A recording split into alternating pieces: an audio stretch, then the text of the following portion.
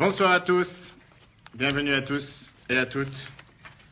Nous sommes ce soir sur un cours très intéressant, très passionnant, choisi par le chef d'orchestre qui est ici. Grand bonjour à tous. Voilà, il s'appelle Jonathan. Je vous donnerai ses coordonnées après si vous voulez. Mais en tout cas, on avait plusieurs sujets à choisir sur la paracha de cette semaine. Et ce soir, nous allons débattre d'un sujet qu'on peut parler dessus pendant des heures. Et c'est le sujet, bien sûr, de la croyance et confiance en Dieu. Quelle différence il y a entre les deux?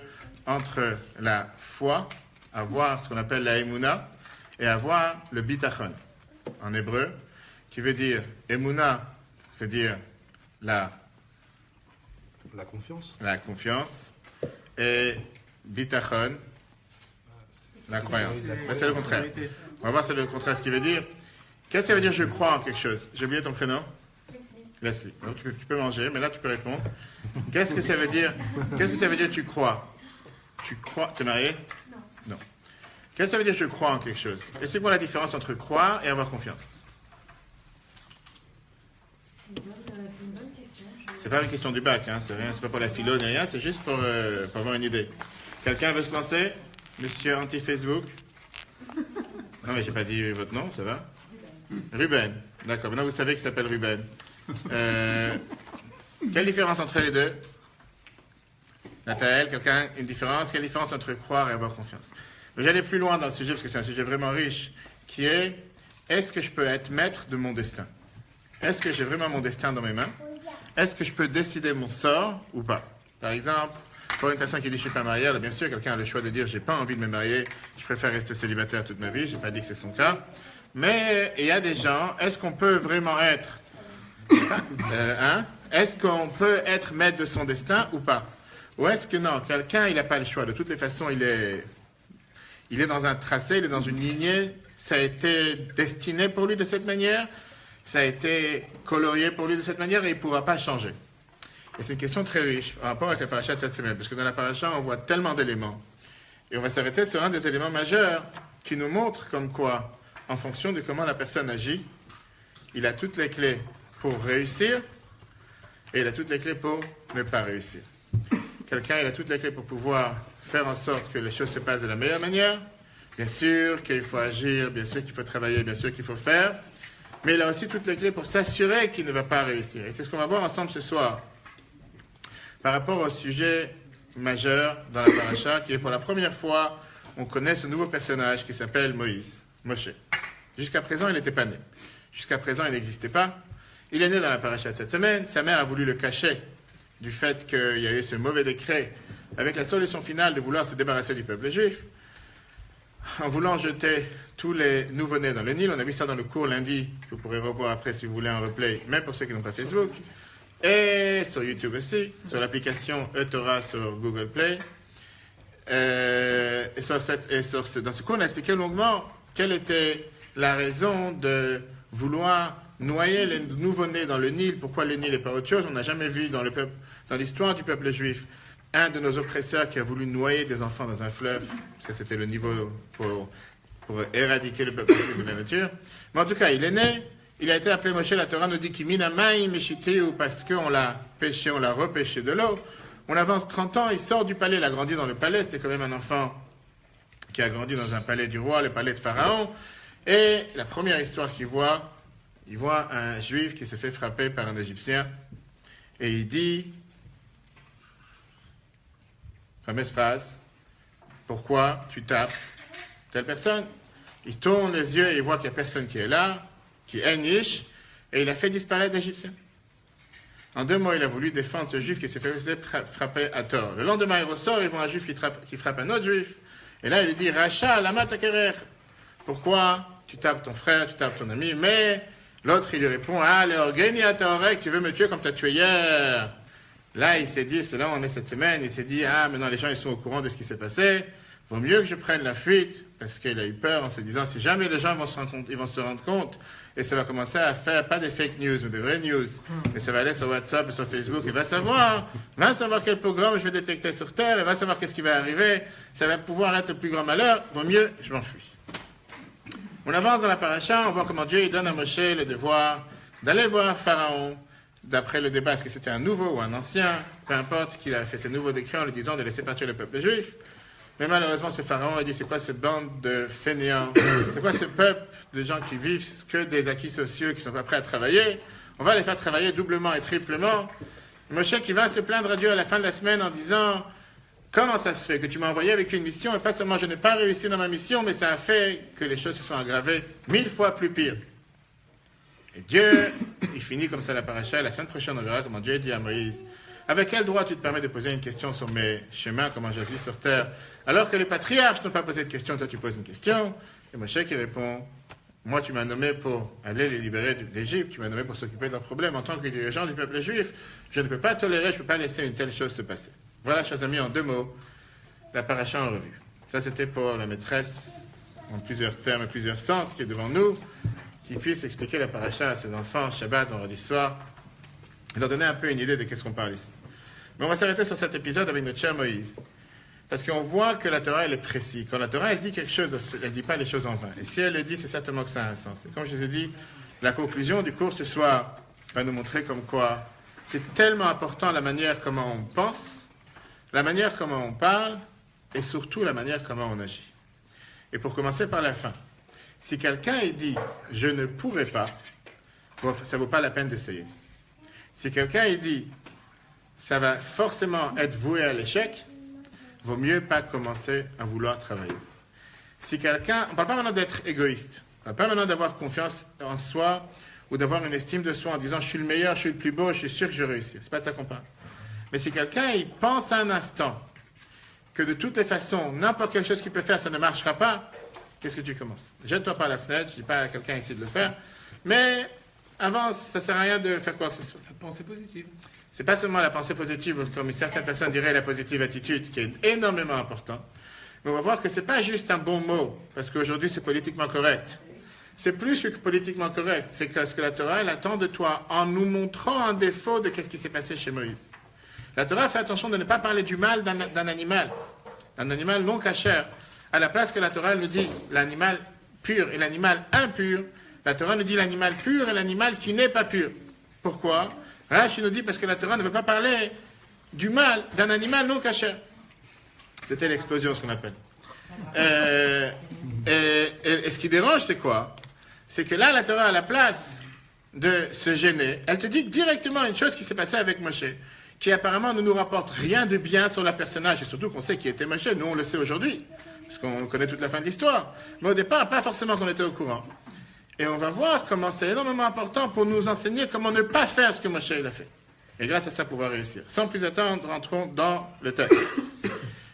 Moïse en visite à ses frères, vous avez tous la feuille devant vous, chapitre 1, verset 1, Shemot 2, 11. Or, en ce temps-là, Moïse, ayant grandi, alla parmi ses frères et fut témoin de leur souffrance. Il aperçut un Égyptien frappant un de ses frères. Il se tourna du côté et d'autre, et ne voyant paraître personne, il frappa l'Égyptien et l'ensevelit dans le sable. Étant sorti le jour suivant, il remarqua 2 Hébreux qui se querellaient. Voilà, et il dit au coupable, « Pourquoi frappes-tu ton prochain ?» L'autre répondit, « Qui t'a fait notre Seigneur et notre juge? Voudrais-tu me tuer comme tu as tué l'Égyptien ?» Moïse prit peur. Faites attention aux mots. Moïse prit peur et se dit, « En vérité, la chose est connue. » Pharaon fut instruit de ce fait et voulut faire mourir Moïse. Celui-ci s'enfuit de devant Pharaon et s'arrêta dans le pays de Midian. Qu'est-ce qu'on voit ici? On voit un mot qui dérange. Parce que la Torah elle aurait pu très bien dire, tout simplement, Pharaon a entendu ce qui s'est passé, il a voulu tuer Moïse. Qu'est-ce qu'on a besoin de nous raconter? Un verset en plus. Moïse prit peur et il dit, la chose est connue. Qu'est-ce que tu me rajoutes avec ça? On nous a raconté les faits, il a tué un Égyptien, l'autre il lui a dit le lendemain, est-ce que tu veux me tuer comme tu as tué l'autre? Et on aurait pu terminer, Pharaon il a entendu ce qui s'est passé, il a voulu tuer Moïse. Là la Torah elle t'arrête en te disant, Moïse a pris peur, et qu'est-ce que j'en ai à faire, qu'est-ce que ça me change? Et il a dit, la chose était connue. Et alors? Alors c'est connu, qu'est-ce que je te fasse? Tu as fait quelque chose de mal, c'est normal que les gens sont au courant, il y a des caméras partout aujourd'hui. On va voir pourquoi la Torah nous a dit cette phrase. Rashi nous donne d'abord l'explication du sens simple. Vaïra Moshe, Moshe il a eu peur, à comprendre selon le sens littéral. Selon le Midrash, il a été d'angoisse à l'idée qu'il avait en Israël des scélérats et des délateurs. Et il se demandait, peut-être ne mérite-t-il pas d'être délivré.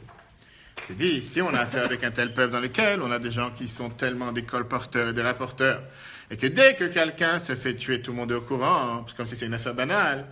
Alors, il faut faire attention, va savoir, il vaut mieux faire attention avec qui on a affaire, etc. Ça, c'est, chers amis, le premier paragraphe, qui est tout simplement le texte que nous avons lu cette semaine, et qu'on va lire Shabbat dans toutes les synagogues. Rabbi Lubavitch nous parle ici dans un discours très riche, en demandant la première question, comme j'ai dit, qu'est-ce qui ne va pas? Et quand on apprend la Torah, quand on apprend les commentateurs de la Torah, on doit toujours se poser la question, qu'est-ce que Rashi vient faire ici? En te disant le sens simple, Moshe il a eu peur. Et qu'est-ce qu'il y a si ça voulait dire quelque chose d'autre? Et pourquoi la Torah elle a besoin de te dire que Moshe il a eu peur? Qu'est-ce qu'on a besoin de savoir une telle chose? Ce qui dérange le plus, c'est que Rashi t'amène une autre explication en te disant que dire que Moshe il a eu peur, ce n'est pas normal. Ça ne suffit pas de dire une telle chose. On ne peut pas dire que Moïse il a eu peur. On est bien obligé de dire qu'il y a quelque chose de plus profond. Et qu'est-ce qui est de plus profond? Que j'ai peur que maintenant dans ce peuple, il y a des gens qui vont rapporter les choses, et je ne sais pas si ça vaut la peine qu'ils soient libérés. Mais moi, je vous demande ici à tous ceux qui sont ici présents, et on est ici dans ce panel de discussion entre grands théologues, j'espère pas, mais la question qui est demandée est la suivante. Quelqu'un tue quelqu'un d'autre, peu importe c'est qui, et peu importe pourquoi, il espère que personne ne soit au courant. Et si jamais demain quelqu'un lui dit « Ah, tu veux me tuer comme tu as tué l'autre hier ?» Il dit « Ah, qu'est-ce que vous êtes une bande de nazes, une bande de nuls, vous êtes des gens qui sont tellement loin de tout, vous ne méritez pas d'être libérés parce que vous rapportez. » Essayons d'analyser, je veux dire, au niveau le plus simple, entre nous. C'est quoi cette explication que Rashi nous donne? Que Moshe il a eu peur parce qu'il s'est dit, puisque c'est des gens qui rapportent, ils sont au courant que j'ai tué quelqu'un hier, alors ils ne méritent pas d'être libérés. Quel rapport entre qu'est-ce qu'ils sont au courant? Le rapport avec mériter, tu vas punir tout un peuple parce qu'il y a des gens qui rapportent. Et qu'est-ce qu'ils rapportent? Pas que tu es parti avec la voiture de ton ami ou tu as mangé dans tel restaurant hier, que tu as tué quelqu'un hier. Et pour ça, il n'a pas été libéré. Je veux dire, est-ce que ça a un sens? Alors c'est vrai que quand on lit ça comme ça tous les jours, encore un des commentateurs, encore une phrase, ça me parle pas, ça me fait réfléchir, ça me fait pas réfléchir. Mais ce soir, on est là, il m'a dit qu'on est là avec des grands érudits qui sont tous fait Sciences Po. Et donc, on doit réfléchir. On doit s'arrêter à réfléchir, qu'est-ce que ça veut dire? En commençant par le plus jeune. Est-ce que ça a un sens, cette phrase? Non. Qu'est-ce que Moshe il attend après avoir tué quelqu'un? Que personne ne soit au courant? Ah, c'est vrai que hier, partie de la réponse, on a vu dans le verset, hier, quand il a tué la première personne, il y a Vayar qui Anish, il a vu qu'il n'y avait personne. Ok. On sait très bien qu'aujourd'hui, il y a des caméras invisibles. Il y a des caméras infrarouges. Quand il dit qu'il a peur, il prend conscience de l'état du peuple. Ça veut dire que quand il dit qu'il a peur, il se rend compte que la seule personne qui a pu parler du meurtre, c'est la personne qui l'a sauvé. Donc il se rend compte de l'état moral auquel est tombé le peuple. Il se dit, à ce point on est arrivé que le peuple en est où la personne que je sauve, elle va raconter ce que j'ai fait pour en parler en mal et pour que ça se retourne contre lui. C'est ça ce qui lui fait peur. Ok, tu as voulu être l'avocat du diable, tu vas payer. Je peux. D'accord. Maintenant, moi je te demande une question. Imagine-toi que tu vois la scène en vivant. Tu vois cette scène. Je rentre dans le jeu. Allez, je n'ai pas terminé. Attends, tu vois la scène. Moïse est venu et il a tué l'Égyptien qui t'a frappé. Tu n'es pas traumatisé parce que tu es quelqu'un, tu es totalement froid, tu es totalement très intellectuel, tu ne réagis pas. Tu rentres à la maison ce soir, tu dis à ta femme comment c'était la journée? Rien de spécial, travail comme d'habitude. Rien ne s'est passé. Tu vas pas dire un mot, personne n'est au courant, tu vas pas en parler à personne. Alors qu'il y a quelqu'un qui t'a frappé, qui s'est fait tuer devant toi. Et toi, tu dis, tu joues le jeu comme s'il n'y a rien. On joue pas le jeu comme s'il n'y a rien. Il lui a sauvé la vie. Qui a sauvé la vie? Moshe t'a sauvé la vie. Très bien. Donc toi, tu vas aller raconter qu'il s'est passé quelque chose. Pas forcément. Si je sais que ça met en danger la personne qui m'a sauvé, je ne dis rien. Je veux le bien de celui qui m'a sauvé. Ce soir, tu rentres à la maison, tu dis rien à ta femme. Je dis rien à ma femme si je sais que ça va lui coûter quelque chose. Qu'est-ce que ça va lui coûter? Tu es en vie. À la personne, si ça va lui coûter quelque Quelle chose. personne? De quelle personne tu parles maintenant? Celui qui t'a sauvé? Bien sûr. Pourquoi ça va lui... Mais, Il est pas dans cette partie. tout d'abord, t'es pas... Sauvé par un homme. Exactement, t'es pas obligé de... D'abord, qui dit que tu connais le nom de la Ça change personne? un constat. Tout à fait. Ça change un constat. C'est quoi sa peur? C'est qu'il se rend compte que cet homme qui l'a sauvé est allé dire Moshe a tué un Égyptien pour me sauver ou pas pour me sauver, peu importe. C'est ça ce qui lui fait peur. La personne aurait pu dire j'ai été sauvé. Voilà, j'ai été sauvé. Donc toi, tu es déjà allé plus loin. Tu sais déjà qu'est-ce que la personne elle a dit et comment il a dit. Elle l'a dit. D'où tu sais qu'il a dit une chose Parce pareille. qu'autrement, la Torah n'aurait pas pris le soin de rajouter 4 versets pour nous dire regarde à droite, regarde à gauche. Comme il n'y avait personne, il va le tuer. Il n'y a pas besoin, c'est du superflu. Donc tu es garanti que la personne connaissait ton nom, ton prénom. Elle le sait. D'où il le sait? C'est la première fois qu'il sort du palais. Un prince d'Égypte. C'est la première fois qu'il sort du palais. Il a l'habit du prince d'Égypte. Tout le monde sait qu'il est prince d'Égypte. Mais quelqu'un le connaît dans la rue. Hein? Non, mais on sait que c'est un. Qui on sait? Toi, tu sais aujourd'hui ce que tu connais la fin de l'histoire. Qui le peuple? C'est la première fois que monsieur sort dans la rue du palais. Personne ne connaît. Quel Égyptien? Il a 30 ans. Personne n'est au courant. Qui est au courant aujourd'hui que cette personne est Moshe? Toi, j'ai dit, dans tous les cours, je répète, et c'est important, faut se mettre au moment où on est en train de parler. Ouais, Aujourd'hui, on est tellement formaté, on connaît déjà la fin de l'histoire, qu'on n'arrive pas à... Moshe vient de sortir du palais pour la première fois. Personne ne le connaît.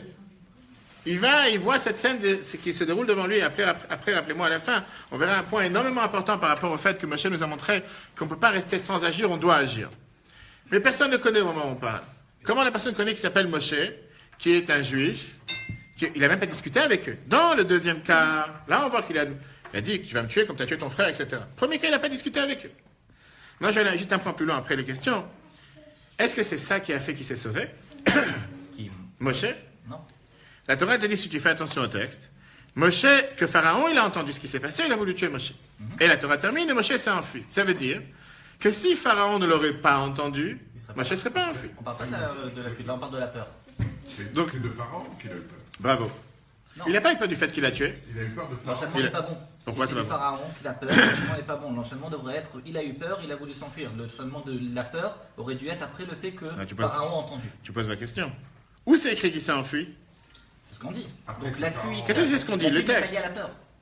Donc la fuite, elle est due à quoi? La fuite n'est pas liée à la peur. C'est lié à quoi? La fuite, c'est pour sauver sa vie. La peur. Mais à cause c'est de la quoi il peur s'enfuit? À cause de quoi il Parce s'enfuit? que il a peur, il n'a pas peur, il s'enfuit parce que on veut le tuer. Donc pour sauver sa fille, Pharaon veut le tuer, il s'enfuit. Il dit le texte. Il s'est C'est enfui le à cause de texte, c'est qui? le texte. Vaïvrach Moshe. Vaïvakesh la rogue et Moshe. D'accord. Vaïvrach Moshe mipne Paro. Qu'est-ce que ça veut dire? Il s'est enfui à cause de Pharaon. Oui, mais pourquoi? Parce que Pharaon, il a entendu ce qui s'est passé, Parce que etc. Pharaon a voulu le tuer. D'accord. Mais tant qu'il n'y a pas de peine de mort sur lui, il n'a pas de raison de s'enfuir. D'accord. Et sa peur, il l'a eu avant. Donc la peur de quoi, encore une fois? Donc la peur, Mais c'est l'état de quand il a pris conscience de l'état dans lequel se trouve son Très peuple. bien. Détachons les deux épisodes en deux moitiés. Détachons. Il a tué quelqu'un? Oui. Jusqu'à là, il n'y a rien qui se passe. 10 ans plus tard, Pharaon, il entend que Moshe a tué quelqu'un et il veut le tuer. Là, il s'enfuit. Ok. Pendant ces 10 ans, il ne s'est pas enfui. On est d'accord. Tu as dit qu'il a eu peur. Il a le droit d'avoir peur, il a tué quelqu'un. Mais c'est pas ça qui a causé qu'il s'est enfui. On est d'accord. Pourquoi je t'ai détaillé ces deux détails? Parce que la peur n'a rien à voir avec le fait qu'il est parti. On est d'accord. Très bien. Donc, qu'est-ce que ça me rapporte de plus? C'est là où je vais en arriver. De me dire qu'il a eu peur. Ça ne me rapporte rien. Si. Qu'est-ce que ça me rapporte? Ça nous apporte sur de quoi il a pris conscience. Et là, très bien. On rentre dans le psy. T'es psy? Non, ton père? Ok. Alors, il a pris conscience. Il a pris conscience. Très bien. Il a pris conscience qu'il vient de tuer. Il vient de réaliser qu'il a tué quelqu'un. Bravo. Non, pas qu'il a tué. Moi, je crois que Oui, c'est il a tué. correct. C'est pas ça, il n'a pas peur d'avoir tué. Il a pris conscience de quoi, C'est là? pas ça, il a pris conscience que on l'a, comme dit Rachid, qu'il y a des délateurs.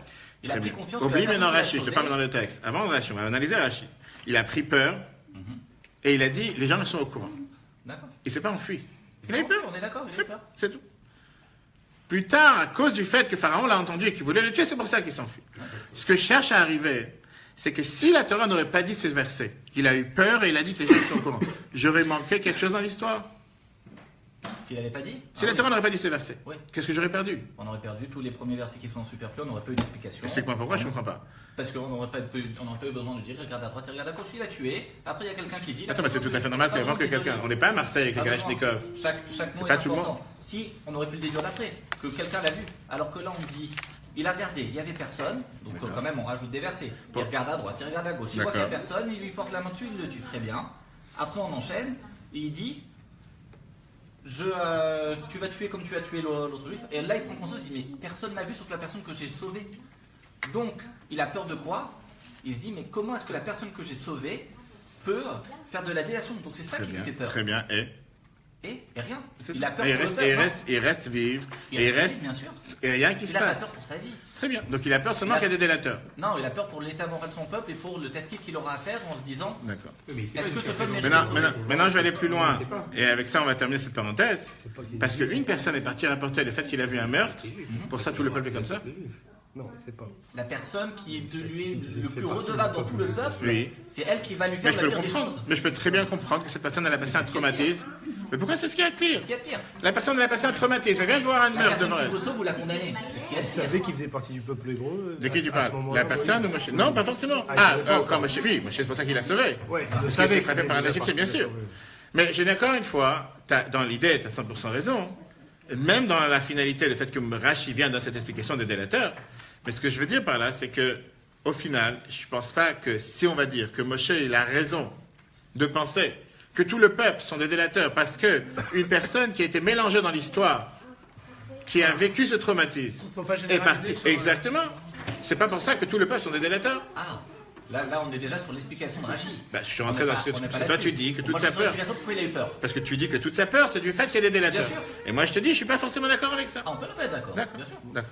Alors Ça, c'est fait. pourquoi il a eu peur alors Donc, encore une fois, il y a le sens simple qu'il a eu peur tout court parce qu'il a tué quelqu'un. D'accord. Et il y a l'explication que Rashi a dit qu'on a amené, qu'on essaye de comprendre pourquoi.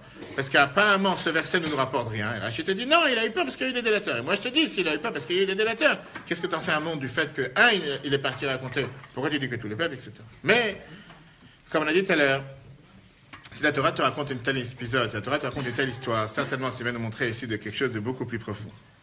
On est bien obligé de dire qu'il y a ici un enseignement et un sens au fait que la Torah te rajoute tous ces versets.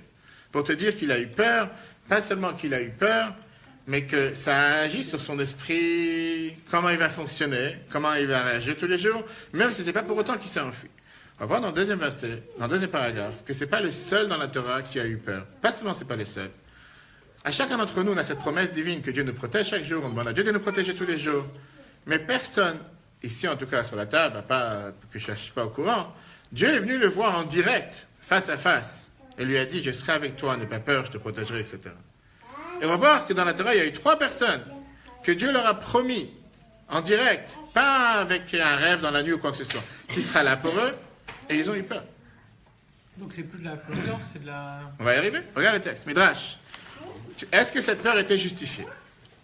Midrash te dit la chose suivante. Rabbi Pinchas dit au nom de Rabbi Reuven, Dieu promit à 2 hommes sa protection et ils prirent tout de même peur.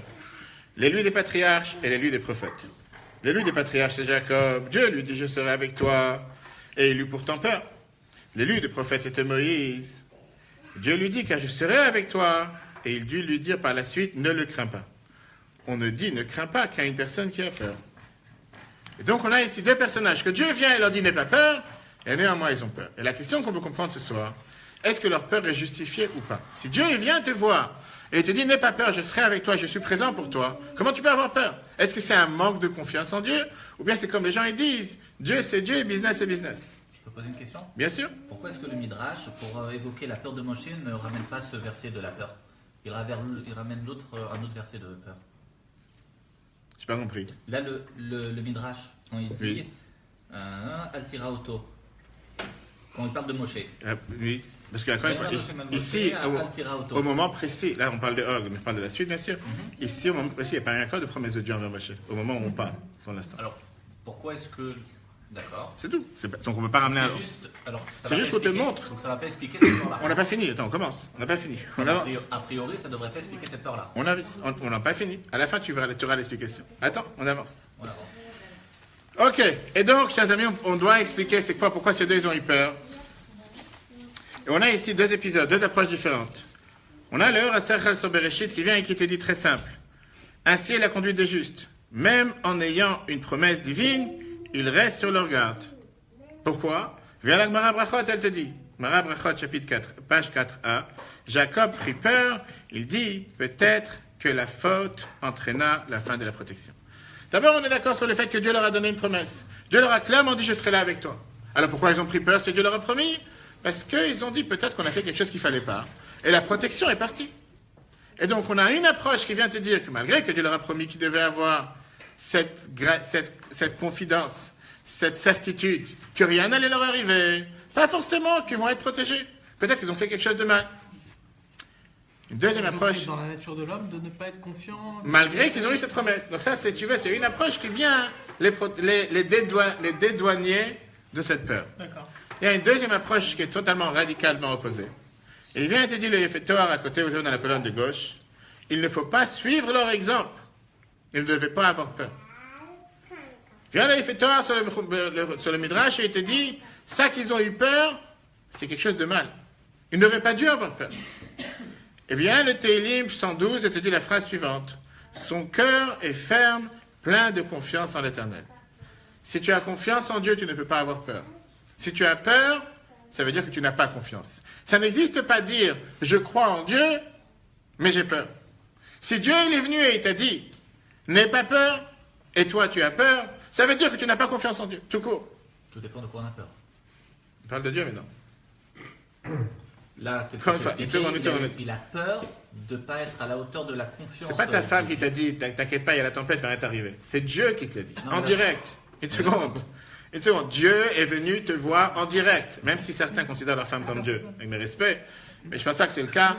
Dieu est venu te voir en direct et t'a dit, n'aie pas peur. On est d'accord, mais là, quand on rapporte le Midrash, le Bereshit Rabbah, quand il dit qu'il a eu peur, il n'a pas une peur qui est liée au fait qu'il n'ait pas confiance en Dieu.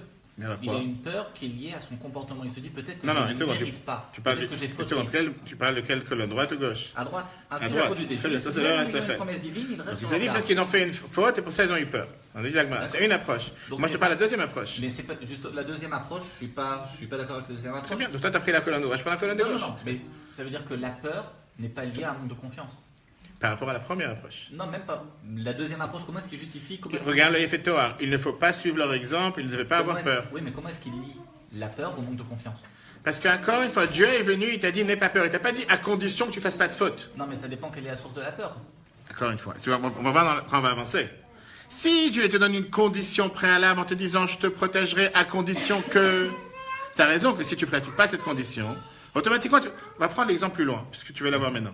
Un juif qui ne fait pas Shabbat, et que Dieu lui a dit que par ça que tu vas faire Shabbat, tu vas avoir telle et telle protection, et qui ne fait pas Shabbat, tu vas te dire, pour certaines personnes, il mérite d'être puni. Ce n'est pas du tout le cas.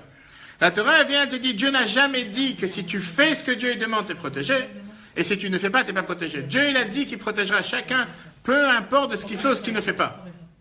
Donc, c'est pas parce que tu as fait une faute, dans ce cas précis que la Gemara te dit qu'ils ont eu peur qu'ils ont fait une faute, pour ça ils sont plus protégés. Quel rapport? Dieu n'a pas donné une condition à la protéger. Ils n'ont pas peur de ne plus être protégés. Ils ont peur de ne pas mériter, de ne pas être méritants. C'est une peur qu'il y a à leur... Encore une fois, tu as raison dans l'idée, mais où tu vois la condition que Dieu leur a placée? C'est pas une condition. Dieu les protégera quoi qu'il arrive, ils sont conscients. C'est tout. Que Dieu ça s'arrête là. Non, pourquoi? Ça s'arrête pas là. Pourquoi? Leur peur n'est pas liée au fait que Dieu ne les protégera pas. Ils savent que Dieu va les protéger, ils ont confiance en Dieu. D'accord. Mais ils ont peur que cette protection ne soit pas méritée. Ils savent que Dieu, quoi qu'il arrive, les protégera. Je te demande une question. Est-ce que Dieu leur a dit que la protection dépendra du mérite? Non, c'est ce que je viens de dire. C'est tout. Donc il n'y a pas à avoir peur. La peur, elle n'est pas liée à la protection. Donc il n'y a pas besoin d'avoir peur. Si. Où c'est écrit dans la protection que ça devait être... C'est un cas de conscience. On sait On que va de toutes avancer. les façons... Alors je vous dis, quoi qu'il arrive, de toutes les façons, quoi que vous fassiez, vous serez envoyé, vous irez au Gan Eden, si Dieu veut. Oui, sur terre. Vous faites une avéra, vous êtes quelqu'un de consciencieux et vous vous dites, je sais que quoi qu'il arrive, je vais aller au Gan Eden, mais est-ce que je le mérite réellement?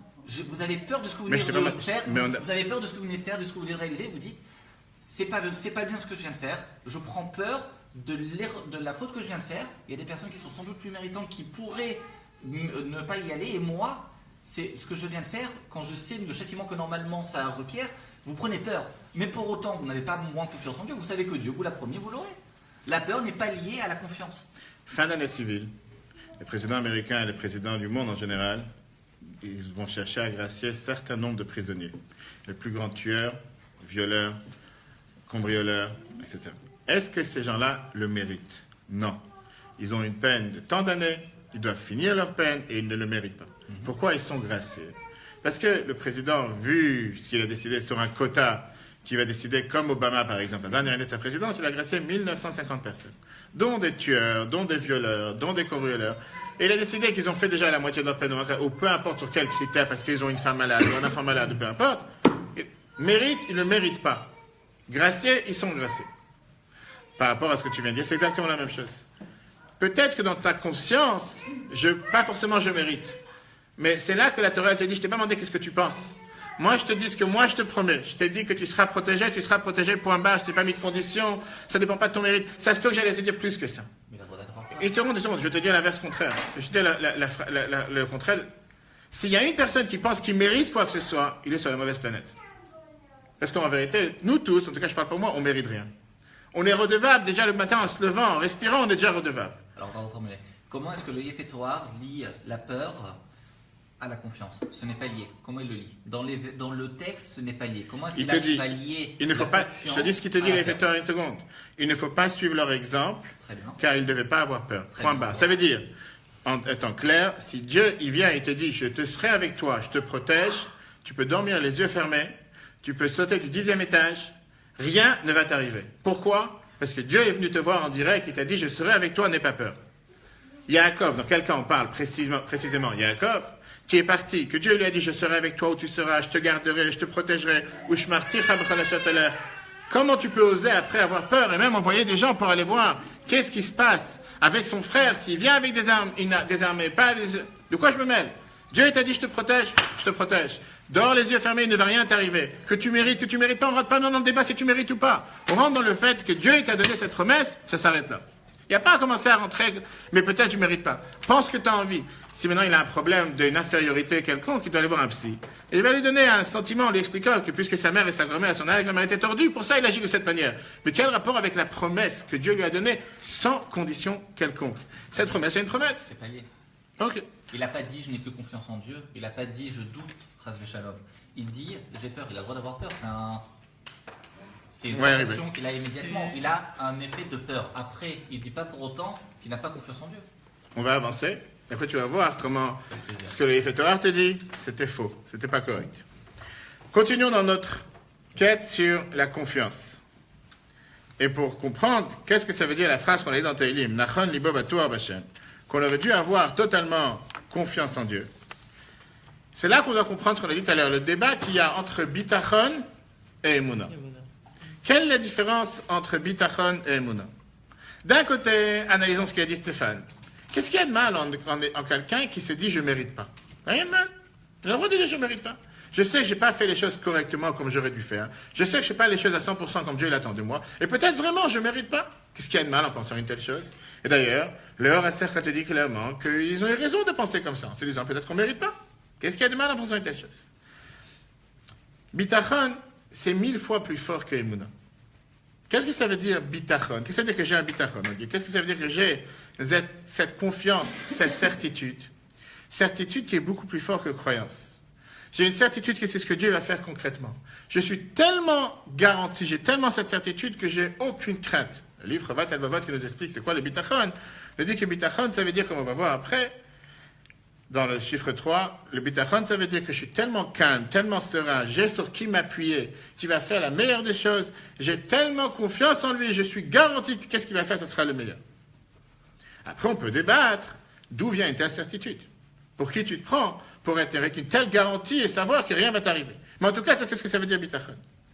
Maintenant, si je repars avec la première approche, que ça se peut que parfois j'ai fait une faute, et à cause que j'ai fait cette faute, je ne mérite pas la protection, d'où je peux avoir une telle certitude, un tel bitachon que rien va m'arriver. C'est vrai que ça c'est l'idéal, il faudrait avoir une telle certitude. Mais parfois je ne peux pas avoir une telle certitude. Je sais clairement que je n'ai pas fait les choses correctement. Je sais que quand je n'ai pas fait les choses, c'est comme quelqu'un qui arrive à un examen. Il a appris, il a révisé 1 fois, 2 fois, 3 fois, 5 fois, il a appris tout par cœur. Il arrive le jour de l'examen et il se dit, tu sais quoi? Je sais qu'un certain sujet, je ne connais pas parfaitement. Et si jamais les questions vont être sur ce sujet, je suis mal parti. Il a une certaine certitude qu'il va réussir et il espère réussir. Mais en fin fond de lui-même, il a, on va dire, à 5%, à 10%, pas forcément qu'il va ressortir avec un 100%. Et à la fin, le bon Dieu fait que les questions sont posées juste sur ce qu'il n'a pas appris. Et il est dégoûté du fait que tout ce que j'ai révisé, on n'a pas posé de questions dessus. Et juste la chose sur quoi je n'ai pas révisé ou je ne connaissais pas tellement bien, c'est là que j'ai eu les questions. Et c'est exactement là qu'on peut comparer ça avec le bitachon. Regardons dans le chiffre 3. Est-ce que la confiance, elle est sous-jacente à la croyance dans le sens où si quelqu'un qui ne croit pas en Dieu, derrière, comment il peut avoir cette confiance? Alors je vais te répondre. Et c'est pour ça qu'on a monté à la question, quelle différence entre croyance et confiance? Allez, croyance, ça veut dire que tu crois ce que tu ne vois pas. Ouais. Tu crois que dehors, il y a une tempête. Tu ne la vois pas parce que tu n'es pas dehors. Mais tu crois. Quand tu vois quelque chose, tu n'as pas besoin de le croire. on n'emploie pas le mot croire sur quelque chose qu'on voit avec nos yeux. Tu ne crois pas qu'il y a des sushis sur la table. Tu les vois. Tu crois quelque chose que tu ne vois pas. Tu as entendu un bruit à 2 rues. Tu dis, je crois qu'il y a eu un bruit. Tu n'es pas devant. Quand tu es devant, tu n'as pas à croire. Confiance égale certitude. C'est pas que je crois, j'ai rien à croire, je le vois avec mes yeux. Ça, c'est toute la différence qu'il y a entre croyance et confiance. Et Mouna, c'est un certain niveau. Je crois, c'est si j'allais dire j'espère. Quand je dis j'ai une confiance, ça veut dire j'ai une certitude. Il n'y a aucun doute. C'est comme si je suis présent moi-même, c'est moi qui l'ai vu. C'est un niveau qui est beaucoup plus élevé. Et donc, pour répondre à ta question, est-ce que je peux avoir un non-croyance et avoir une confiance? En règle générale, le niveau premier, c'est d'abord de croire. Ouais. C'est comme si je dis, est-ce que tu as un cœur? Réponds à la question, tu as un cœur ou pas? Ouais. Tu sais, tu l'as vu une fois. Je l'entends. Tu l'entends. Moi, je n'entends pas mon cœur. On dit qu'en général, quelqu'un qui commence à ressentir ses membres, c'est qu'il a un problème de santé. En général. Le rabbi avait dit ça une fois dans une lettre à quelqu'un, que tu dis jamais je ressens ma main. J'ai mal au dos. Tu sens ton dos un jour, tu ressens jamais ton dos. Le jour d'un problème, tu ressens ton dos. Quand tout va bien, tu ressens pas. C'est exactement la même chose, on verra après avec le rapport qu'on a avec Dieu. Il y a un proverbe d'ailleurs de l'apôtre. Vas-y. Je crois en ce que je vois. Je crois en ce que je vois. Et le problème, c'est qu'à ce moment-là, on commence à rentrer dans le débat. Est-ce qu'on voit la cervelle d'une personne? Qu'est-ce qu'on voit là? La cervelle d'une personne. En général, on ne le voit pas. Et donc, en général, les gens qui disent ça, il y avait une histoire, j'ai raconté une fois dans un autre cours, avec en Russie, sous les régimes communistes, il y a 70 ans, avec le rabbi précédent, qui était bas âge, et dans le prof, qui était très communiste, qui voulait montrer comme quoi le Dieu des Juifs n'existe pas. Et donc, il a fait un tour de table en disant, est-ce que vous voyez la porte? Est-ce que vous voyez le soleil? Est-ce que vous voyez la table? Et les enfants y répondent oui. Est-ce que vous voyez le Dieu des Juifs? Et ils disent tous non. Ça veut dire qu'il n'existe pas, et tout le monde applaudit, et tout le monde est fier. Le précédent, qui était en bas âge, 4-5 ans, il dit, je voudrais poser une question. Et le prof dit, pourquoi pas? Il dit, je vais continuer dans le même débat. Est-ce que vous voyez la fenêtre? Est-ce que vous voyez le cerveau du professeur? Et tout le monde dit non. Et c'est-à-dire qu'il n'en a pas. Et si tu commences à jouer ce jeu, qu'est-ce que je vois, je crois, je vois pas. Donc je te repose la question, est-ce que tu vois ton cœur? Non. Est-ce que tu crois que tu as un cœur? Si tu es seulement au stade de croire que tu as un cœur et tu n'es pas certifié que tu as un cœur, tu n'as pas cette certitude, il faut que tu cours à l'hôpital. Qu'est-ce que je te dis? C'est pas que je crois que j'ai un cœur, j'ai cette certitude, je sais que j'ai un cœur. Pas besoin de croire. Ça, c'est un niveau beaucoup plus élevé. Et pour ça, on va comprendre qu'est-ce que ça veut dire bitachon et qu'est-ce que ça veut dire emunah. Bitachon, ça veut dire, c'est basé sur la croyance que tout vient de Dieu. Que même quand j'ai un danger qui se pose devant moi, qu'on te fait croire toute la journée la tempête du siècle qui va s'abattre sur Israël, va savoir, et qu'on te fait croire ranger telle chose, je sais que rien ne peut m'arriver parce que tout vient du ciel.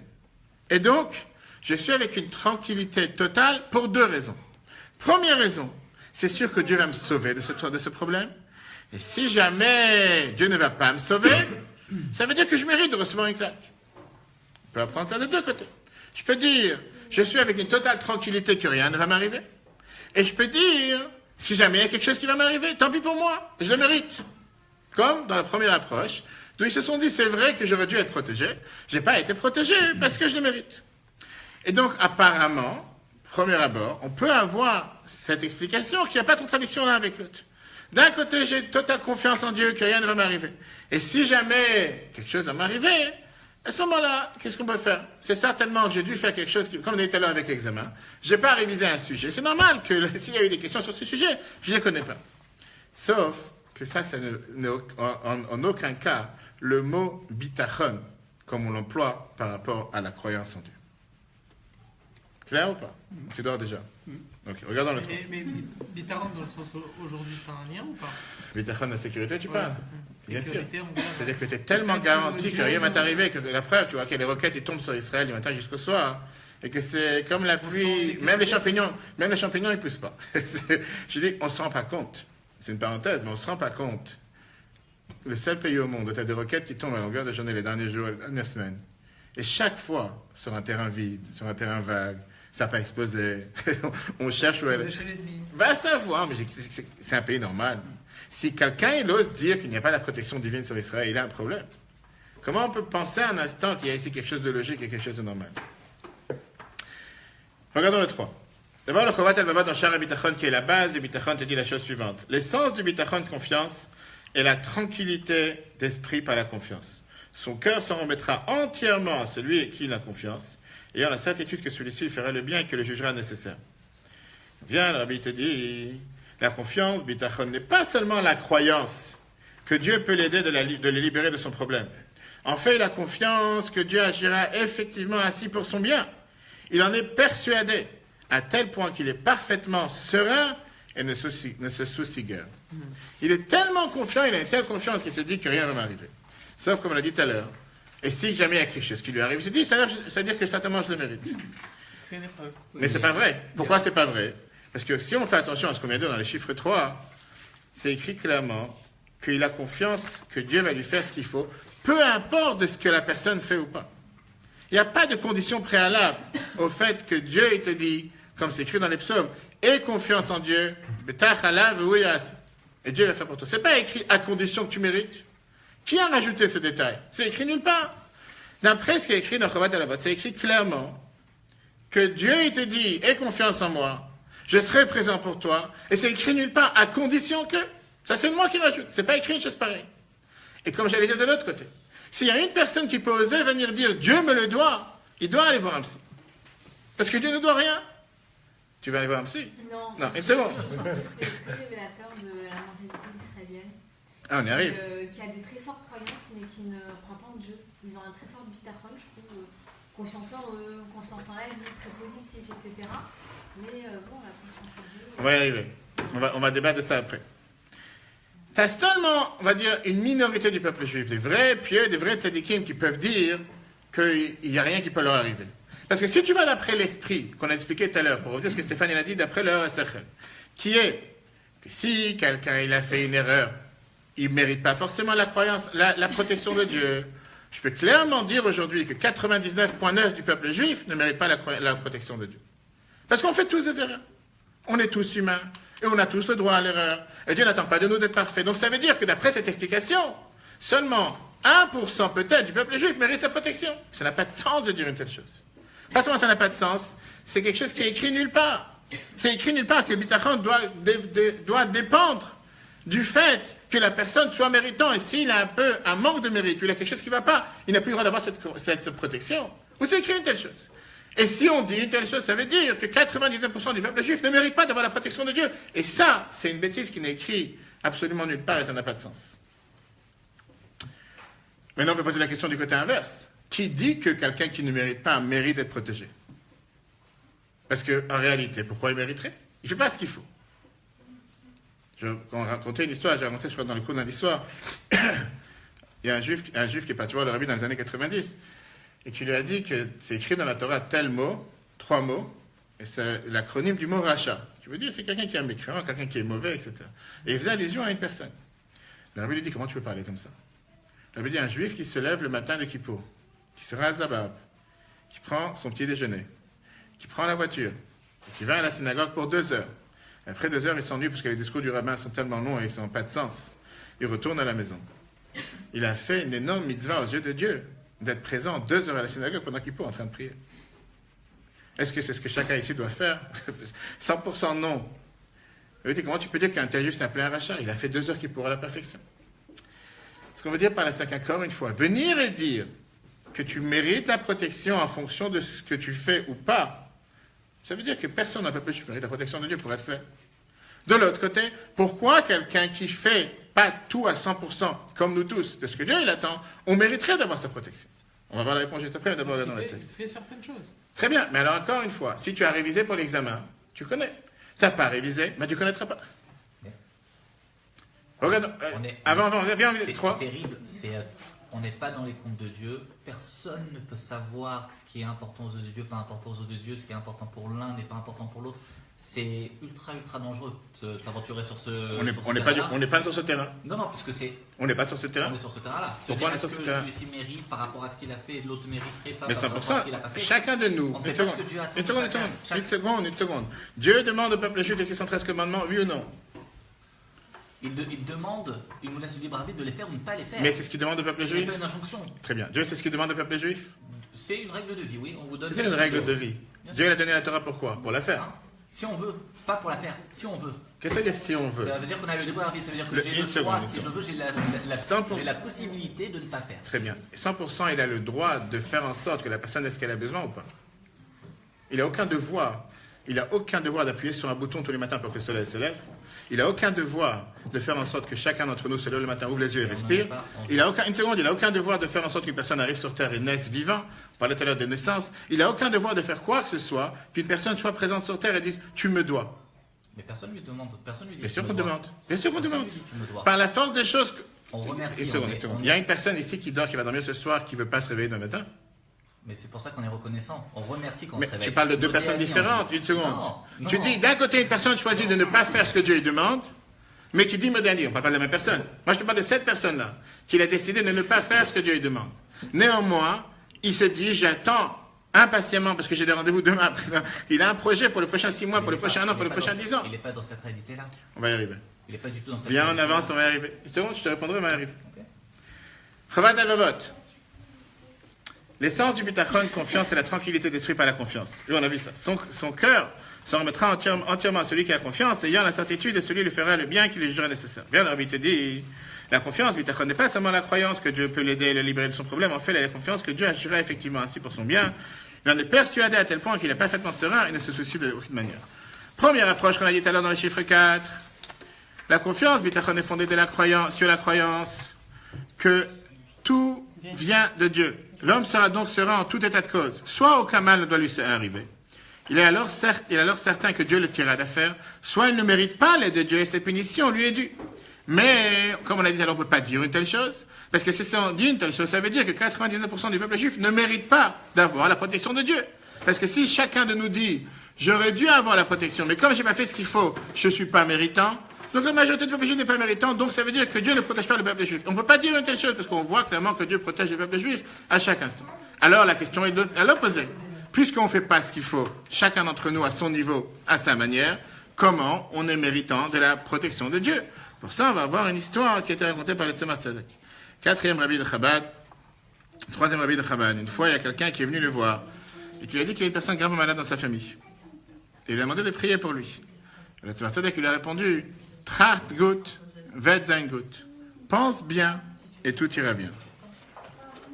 L'analyse de cette réponse, qu'est-ce que ça veut dire? Qu'est-ce que ça veut dire pense bien et tout ira bien? C'est un mot qui n'a pas de sens. Mais le Tzemar Tzedek a voulu dire la chose suivante. Même si la situation est catastrophique et tu ne peux pas voir un bon issue, le fait que tu penses bien, ça va agir que les conséquences seront bien. Le fait que tu as une positive attitude, une pensée positive, tu fais en sorte que la conclusion sera positive. Et ça, c'est l'explication de qu'est-ce que ça veut dire le bitachon que Dieu nous a donné à chacun d'entre nous. C'est pas que on doit avoir confiance. Mais jamais, si jamais j'ai fait une erreur, ou si je ne mérite pas, va savoir si j'aurai cette protection. Mais que je dois avoir une confiance en se disant que puisque Dieu m'a placé sur cette planète, c'est 100% sûr qu'il va faire en sorte que les choses vont être de la meilleure manière possible. Ah, je mérite pas, on ne rentre pas dans ce cas de figure. Comme tu as justement dit, qu'il y a des juifs sur Terre qu'ils sont tout à fait sur cette planète, matériellement et spirituellement, ils ne sont pas sur cette planète. Et néanmoins, ils méritent aussi la protection de Dieu. Ils méritent aussi d'avoir cette protection divine, sans différence par rapport à ce qu'ils font ou ce qu'ils ne font pas, puisqu'on ne juge personne, et au contraire, on accepte chacun comme il est. Ça, c'est la base du bitachon. Bitachon ne veut pas dire que j'ai confiance en Dieu. J'ai une croyance en Dieu, qui va agir peut-être pour celui qui mérite, pour celui qui ne mérite pas. Mais que moi, je connais mon assiette, et moi, je sais qui je suis, peut-être je ne mérite pas, et donc forcément, un jour, si j'ai un problème, je peux avoir sa protection. Avoir une confiance, ça veut dire avoir cette certitude que quoi qu'il se passe, je suis garanti que les choses vont être de la meilleure manière possible. Ah, je ne mérite pas. Quelle différence si je ne mérite pas? C'est comme la Torah nous compare aux esclaves de Dieu, qui est nos patrons, comme on dit dans la prière de Rosh Hashanah Kippour, ou comme des esclaves, ou comme des enfants. Et si nous sommes les serviteurs de Dieu, il doit nous donner tout ce qu'on a besoin. Quelle différence si je fais ou pas? S'il ne me donne pas ce que j'ai besoin, automatiquement, je ne pourrai pas faire ce qu'il veut de moi. Après, comme tu dis, faire ce qu'il me demande. Bien sûr que ça dépend après de moi, ça dépend du libre arbitre. Mais d'abord, il nous donner les moyens pour pouvoir le faire. Tu as un commercial, tu donnes un portable, tu donnes une voiture pour aller faire des kilomètres et aller appeler des gens. Après, ça dépend de lui s'il va faire son travail ou pas. Mais d'abord, il doit avoir les moyens de pouvoir le faire. S'il ne donne pas les moyens de pouvoir le faire, il ne pourra pas le faire. Ok, avance, après on arrive. Non, parce qu'on va partir dans. On va y arriver. On peut aller très loin. Alors viens, on termine le Ce qu'on sujet, va après on faire. avance. Chaque Dieu sait la Chaque tâche Dieu. qu'il demande. Dieu sait ce qu'il Les Les hommes, hommes ne naissent pas égaux. Mais Quelqu'un, quel- ça veut dire que quel quand on contraire. dit qu'on doit lui donner les moyens de faire les choses, etc., c'est très subjectif. on va y arriver. C'est pas, on n'est pas dans, il n'y a pas de règles. On n'est pas, encore une fois, vouloir se mettre au niveau de Dieu et d'essayer de comprendre ce que cela veut dire, ce qu'il attend des hommes, ce qu'il attend. La Torah, elle est la même pour tous ou pas? La Torah, Elle est la même pour le tous? niveau de compréhension n'est pas le même pour tous. Je ne parle mais elle est la même pour tous. pas dans les niveau de compréhension, je te parle d'une question simple. La Le texte est le Torah, même pour tous. le Pentateuque, Le texte est le même la pour Bible, tous. c'est tout. Ça s'arrête là. Le texte est le même pour tous. C'est tout.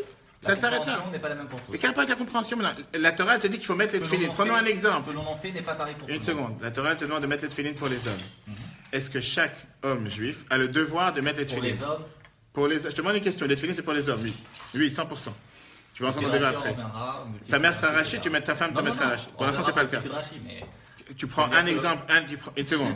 c'est pas limité pour les hommes, parce qu'il y a des femmes qui les ont mis et qui étaient en règle Deux avec un femmes halakha. qui l'ont mis. D'accord Deux Qui étaient en femmes. règle avec un Une halakha. seconde. Qu'est-ce que Donc tu c'est- prends? Pourquoi est-ce qu'on limite Tu rentres dans plusieurs sujets. Réponds question par question. Rentrons Les dans les tefilines, sujets. c'est pour les hommes? Pour les hommes avec un grand H, oui. D'accord. Avançons. Est-ce qu'il y a un homme qui ne doit pas mettre les tefilines? Oui. Oui, un non-juif, d'accord. Non, je parle s'il y d'un a des peuple juif. problèmes de bras, etc. Toujours Il y a- prendre. il peut Pourquoi le tu faire après. pourquoi Il tu peut dois le toujours faire prendre des cas Parce que hors norme? Je parle dans la Quand on norme. donne une règle, elle doit être vraie dans toutes les situations. C'est le problème. La de halakha règle. te La dit- halakha doit être vraie pour toutes les situations. D'accord, une fois, parlons clair. Le Torah, elle te dit ce qu'on dit dans le schéma tous les matins, Ouais. tous les soirs, Ouais. 3 fois par jour. Ouais. Ukshatam, les hot, al yadecha, ve'ayu, le tatafot, ben elecha. Mhm. Tu les attacheras sur ta main, tu les mettras en tant que signe sur sa tête. Est-ce que la Torah te donne ici des détails différents pour l'un ou pour l'autre? Est-ce que c'est une obligation pour tous? Ouais. Très bien. Est-ce que Shabbat, c'est une obligation pour tous? Oui. Très bien. Si tu veux, après le cours, on fera le débat sur les 613 commandements et on verra que la Torah est la même pour tous. Ça ne veut pas dire que tout le monde l'a fait. Ça ne veut pas dire que tout le monde a un bâton sur la tête qui lui dit si tu l'as fait, tant mieux, sinon tu as un coup de matraque ou un coup de foudre. On sait très bien ce que la Torah dit à chacun, qu'on a le libre arbitre, que chacun a le choix de pouvoir faire ce qu'il veut ou pas. De la même manière que chacun a le choix de se suicider en sautant par un balcon. De la même manière que chacun a le choix de fumer ou de ne pas fumer. De la même manière que chacun a le choix de prendre une voiture à 180 km/h au lieu de faire du 90 km/h. Mais ça ne veut pas dire pour autant que la loi, dans le panneau où c'est écrit stop et 90, n'est pas la même pour tous. Tout le monde doit s'arrêter à stop et tout le monde doit aller à 90. Après, chacun, il fait ce qu'il a envie. Je suis tout à fait d'accord La avec ça. loi est la même et la valeur des choses n'est pas la même. La façon dont les personnes font les choses n'est pas la même. Donc chacun va On n'est pas en train de valoriser ce que les personnes font. Je te parle par rapport à la demande préalable. Est-ce que la demande est la même pour tous? Est-ce que quand tu travailles dans une boîte de 2000 employés et que le patron il dit je veux cette semaine un résultat de 500 € par personne par jour, est-ce que ces 2000 personnes ont le même devoir? Oui.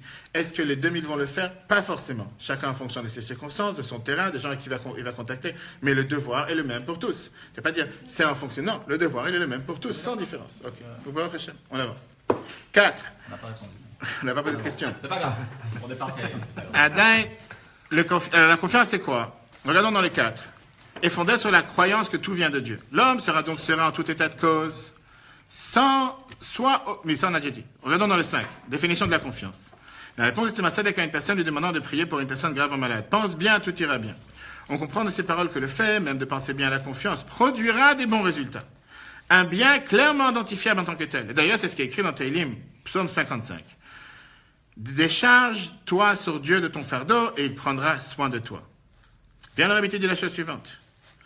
L'obligation d'avoir confiance en Dieu est un travail à part entière qui est défini ainsi, que l'homme compte et s'appuie exclusivement sur Dieu. Ça ne veut pas dire qu'on ne doit pas faire ce qu'il faut faire. Ça ne veut pas dire qu'il faut croiser les bras, ne pas travailler, ne pas manger, ne pas se nourrir, ne pas dormir et dire Dieu me protège, donc tout va bien. C'est le même Dieu qui te dit qu'il faut que tu travailles pendant 6 jours. C'est le même Dieu qui dit qu'il faut que tu prennes soin de ton corps. C'est le même Dieu qui dit qu'il faut que tu dormes et tu manges et tu fasses ce qu'il faut faire pour pouvoir survivre. Mais ne pas penser un instant que c'est tel rendez-vous, ou tel commercial, ou telle boîte, ou tel emploi qui va faire en sorte que je vais pouvoir survivre sur terre. Et donc, quand j'ai un choix sur la balance entre faire ce que Dieu me demande et faire ce que mon patron me demande, je vais d'abord faire ce que mon patron me demande, après je ferai ce que Dieu me demande. Parce qu'au final, pas forcément il y a toujours une contradiction entre le patron et Dieu. Et de l'autre côté, je dois savoir que c'est Dieu qui a décidé de me donner tel travail, et telle mission, et tel emploi, et tel sujet, pour pouvoir réussir dans telle et telle action. Regardons dans le 6. Est-ce que cette type de confiance n'est pas trop facile? Et le rabbi te dit que cette confiance nécessite de gros efforts qui produisent une grande récompense. C'est facile à dire, pas forcément facile à faire. Est-ce que quelqu'un il a réussi à se formater face à un danger? Il sait que naturellement parlant, les choses pas forcément vont se passer comme il faut. Est-ce qu'il a le droit d'être aveugle et se dire « j'ai confiance en Dieu, j'ai confiance totale que les choses vont se passer comme il faut » alors qu'il voit qu'il n'y a pas d'issue. Il voit que naturellement parlant, il ne sait pas comment il va s'en sortir. Il a quand même le droit de dire « Dieu va m'aider » ou bien de dire « écoute, Dieu il est bien gentil, mais là il y a un problème à régler, il faut que je le règle. » Regarde ce que le rabbi dit dans le 6. Après je te réponds. La confiance est un travail qui demande beaucoup d'efforts. C'est pas simple. Cette confiance entraîne la bonté divine résultant de cet effort de confiance. L'homme doit décharger son fardeau sur Dieu, comme David Amel a dit dans les psaumes, en comptant qu'il lui amènera un bien visible et évident, en ne comptant que sur Dieu, sans calculer s'il est possible d'être sauvé. On ne dit pas ici qu'il faut se mettre en danger. La Torah nous a dit de se mettre en danger. Alors, mesure pour mesure, Dieu le protégera, même si logiquement, il ne le méritait pas. Maintenant, on va comprendre pourquoi la Torah, elle a dit sur Moshe qu'il a eu peur, et il s'est dit, la chose, elle a été au courant, sans l'explication de Rashi. Et après, on nous dit que Pharaon, il a entendu, il a voulu le tuer. Avoir confiance entraîne l'aide de Dieu. Je termine et on écoute. Roi David, on peut... Après. Tu t'appelles David? Non, c'est Roi David. J'arrive. Viens, termine. Pourquoi est-ce qu'il avait besoin de faire Teshuvah alors s'il avait confiance en Dieu? Le roi David avait confiance en Dieu. On vient de lui annoncer qu'il a fait une Avera. Qu'est-ce qu'il fait? Il décide de faire Teshuvah. Il n'a pas besoin s'il a confiance en Dieu. Viens, on avance. Rappelle-moi la question à la fin, je te réponds. Non, on y va. Avoir confiance entraîne l'aide de Dieu. Voilà pourquoi la Torah nous raconte la crainte que Moïse, qui a entendu l'Hébreu lui dire « Voudrais-tu me tuer comme tu as tué l'Égyptien ?» pour nous enseigner que la confiance même amène et entraîne le salut divin. Du positif, nous comprenons le négatif. Lorsqu'un homme n'est pas sauvé, c'est dû au fait qu'il manquait de confiance. Quel enseignement nous avons de tout ça qui est énormément important? Avoir confiance en toute sérénité assure de bons résultats. Lorsqu'un homme rencontre des empêchements et des difficultés à pratiquer la Torah et les mitzvot, il doit savoir que la fin de ces difficultés dépend de lui. S'il a une confiance absolue en l'aide de Dieu, lui procurera afin que tout se passe bien, au point qu'il se trouve parfaitement serein et sans aucune inquiétude, tout en faisant son possible naturellement pour mettre fin à ces difficultés. Comme on l'a dit tout à l'heure, c'est pas juste qu'on dort toute la journée, toute la nuit en se disant Dieu va m'aider, mais on agit matériellement pour tout faire. Alors viendra l'assurance. Pense bien, tout ira bien. Ainsi, tous les obstacles et difficultés s'annuleront et il le verra le bien très concrètement. Et quelle conclusion nous avons? Définition de la confiance et bitachon. Décharger son fardeau sur Dieu même que lorsqu'un bon issue paraît improbable. La confiance sereine entraîne le bon résultat. Pense bien et tout ira bien. Terminons avec une histoire, après on répondra à la question. C'est pas seulement la confiance en Dieu, c'est la confiance en moi aussi. Ça veut dire que si je suis... C'est pas la confiance en moi, c'est que moi j'ai confiance. Je sais pas, j'ai confiance. En quoi tu as confiance? J'ai confiance en Dieu, mais je sais que parce que moi je veux aussi agir et que je vais faire des choses. Parce que Dieu m'a demandé de le faire. Parce que Dieu m'a demandé de le faire ou pas de le faire, mais au bout d'un moment, c'est moi aussi. Je peux pas me dire aujourd'hui c'est la catastrophe, rien ne va bien dans ma famille, je vais rien faire, je vais attendre que Dieu réponde. Regarde la parenthèse qu'on vient de dire. Justement, tout en faisant son possible naturellement pour mettre fin à ces difficultés. Ça veut dire tu dois agir. J'ai confiance en ce que moi je vais faire et que ça va aussi régler. Mais c'est le même bon Dieu qui te dit que quand tu as un problème de médecine, de santé, merci, tu dois aller voir un médecin. C'est le même bon Dieu qui te dit que quand tu as un problème dans le travail, tu dois faire les choses correctement et essayer de prendre conseil auprès des gens professionnels pour savoir comment agir. La Torah elle-même, elle te donne une des questions qu'on demande à quelqu'un quand il arrive à 120 ans au ciel. Est-ce que tu as fait du commerce de manière équitable? La Torah ne te dit pas est-ce que tu étais au chômage toute la journée et que tu as reçu la RSC, tu as reçu les aides sociales. Est-ce que tu as travaillé toute la journée pour mérite? La Torah, elle attend de toi de travailler. Mais c'est ça que je dis. Tu peux avoir quelqu'un qui va travailler et qu'en travaillant, il se dit, c'est le fruit de mes efforts. Et pourquoi pas, tu peux le penser. Mais la Torah, elle te dit, va plus loin. Parce que tu as 20 personnes qui font le même travail et le même métier que toi, et tu en as 19 qui s'en sortent pas forcément, et tu en as un qui s'en sort. Et le contraire, tu en as un qui va avoir 400 mètres carrés sur 20 emplacements, et il n'y a aucun magasin qui marche, et tu en as un qui va avoir 40 mètres carrés dans un emplacement, ça va marcher beaucoup mieux que les autres. Quelle est la logique derrière? Il n'y a pas de logique. Est-ce qu'on est là pour juger quelqu'un? On ne juge pas quelqu'un, on juge personne. On est en train d'essayer d'analyser ensemble. Qu'est-ce que ça veut dire avoir confiance en Dieu? Moi, je dois faire ce qui dépend de moi à 100%. Comme la Bible disait à chaque fois, si Dieu te donne un don d'être journaliste, d'être écrivain, d'être commercial, peu importe quel don Dieu t'a donné, tu dois l'exploiter au maximum. Pas un minima, pas les minima sociaux, pas... Il y a un problème dans tout ça. Une seconde, je vais pas terminer. Tu dois l'exploiter au maximum, tu dois tout faire ce qui dépend de toi. Mais de l'autre côté, Ne pas penser aussi un instant, parce que j'ai fait tout ce qui dépend de moi. C'est pour ça que j'ai réussi. Parce que je suis capable, parce que je suis fort, parce que je suis intelligent, parce que j'ai de l'énergie, parce que j'ai su faire les choses au bon moment. Penser et se rappeler combien nous sommes petits face à ce que nous sommes redevables envers de tout ce que Dieu nous donne envers nous. Et savoir que si je n'ai pas la protection divine, et si je n'ai pas la bénédiction divine dans tout ce que je viens faire, et si je n'ai pas cette pensée, que forcément ça va réussir. Tu peux faire ce que tu veux sur Terre pour réussir, pas forcément que ça va réussir. Une histoire, après répondre aux questions. 3 questions déjà. Un juif qui était un prof au Brésil. Et en étant un prof au Brésil, il est parti par New York, il devait passer par une simple visite, il est resté 2 ans. À l'époque, c'était dans les années 60, pardon.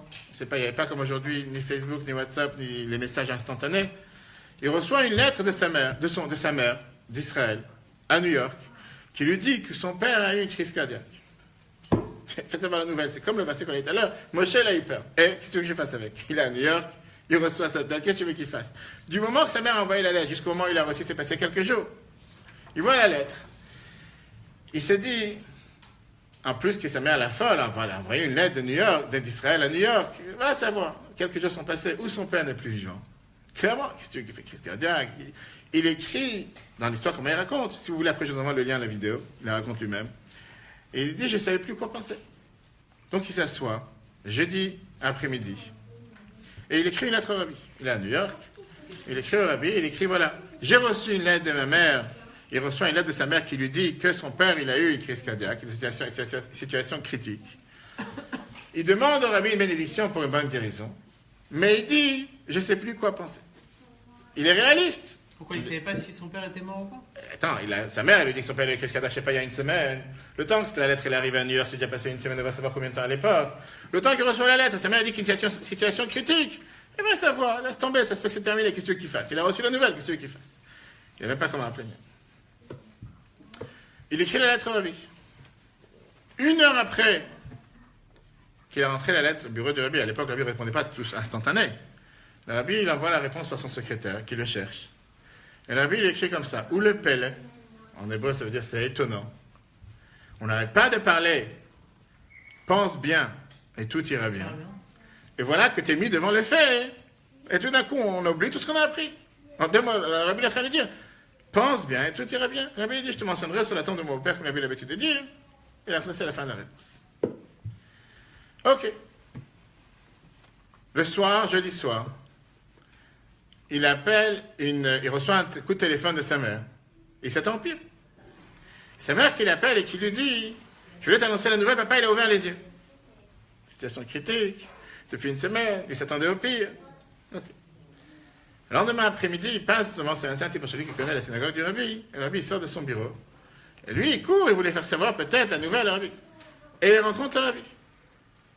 Et il dit, je voudrais faire savoir au rabbi la nouvelle, que mon père, ça va mieux. Et le rabbi lui dit, quand est-ce que ça s'est passé? Il lui dit, jeudi soir. Quand est-ce que tu as commencé à penser bien? Il dit, jeudi soir. Le rabbi qui fait un grand sourire, qui lui dit qu'à partir de maintenant, tu t'habitues à mettre ça dans ta vie de tous les jours, quotidiennement, mais que ça soit que pour des bonnes choses. Merci, au revoir. Si vous voulez, je vous envoie après le lien, je mettrai en commentaire sur la vidéo.